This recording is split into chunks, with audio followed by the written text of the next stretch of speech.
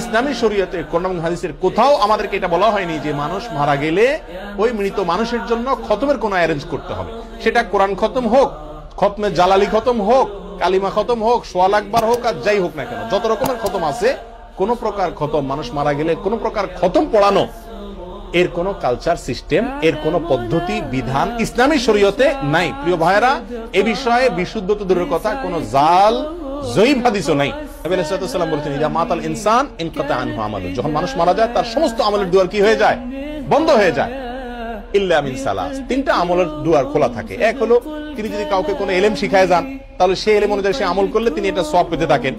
আরেকটা হলো, তিনি যদি কোনো সদকায়ে জারিয়া রেখে যান, কোনো দান করে যান, যে দানের উপকারিতা চলতেছে, টিউবওয়েল করে দিলে মানুষ পানি খাচ্ছে, তাহলে তার উপকার তিনি কবরে বসে পেতে থাকেন।